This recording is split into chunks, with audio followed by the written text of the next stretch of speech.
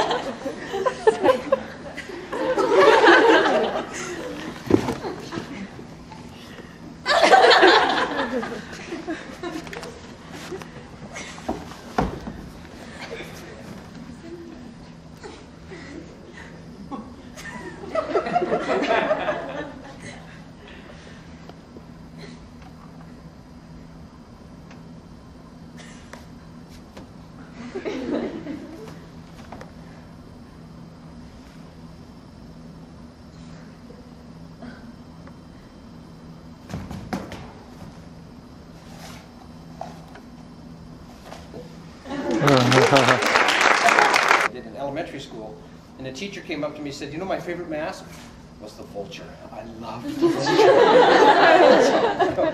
Thank you. I think I don't have a vulture. Well, I had no idea what she was talking about. And she said, especially when you get in the chair, just like a vulture. Oh, that vulture, yeah. My rare gray vulture, yeah. And then kids all the time ask me, "What was that gray thing behind that was on top of your head?" I said, "What do you think it was?" "I thought it was a vulture. I thought it was an anteater. I thought it was a dinosaur. I thought it was a dust eater." And very few people think it's a pack rat, but some do. But what that tells me, or told me right from the get-go, is the subjective nature of the mask, potentially. It doesn't necessarily always work. But if you don't give the audience everything, we're used to, in our theater, is so stifling for an audience. For me, you sit back and, "What does Eugene O'Neill want to lecture on me today?" And they'll tell you everything. You know, who the character is, who they went to bed with, and what they had for dinner, and they draw the conclusion for you at the end as an audience. So the audience just sits there, totally passive. Very destructive form of theater. So what masks potential, and theater in general has this potential, is to get the audience involved, actively, not passively. And if you're creating an image, and you're doing something on stage, and there's 6 different images going on in the audience, everybody's seeing something different, they're making up their own story. This is a short piece, this is 30 seconds, but the potential for that to expand, letting the audience, the students, create their own story. And students will often ask me, "What was that all about? What'd that mean?" And I simply say, "What did it mean to you?" I said, "Talk about symbolism. The symbol of the flower means different things to different people. And it's a really powerful moment. Things don't have to be defined linearly or literally. That's why we have such a difficult time with modern art, because it's not defined. It's an emotion. How can you define an emotion? I mean, if I say, "Well, how do you feel today?" "Oh, I'm really angry." What does that mean? You know, words are so impotent when you're trying to describe emotions. I mean, how angry are you? Are you this angry? Are you this angry? And if you're this angry, do you express it like this, or do you express it like this? I mean, there's so many ways to, and usually when you go up to young actors and they say, "You're angry," what do? "Darn it! Ew!" They're loud and and it's stereotypical answers, and that's our television and movies. And anyway, I'm not supposed to lecture on that. Alex.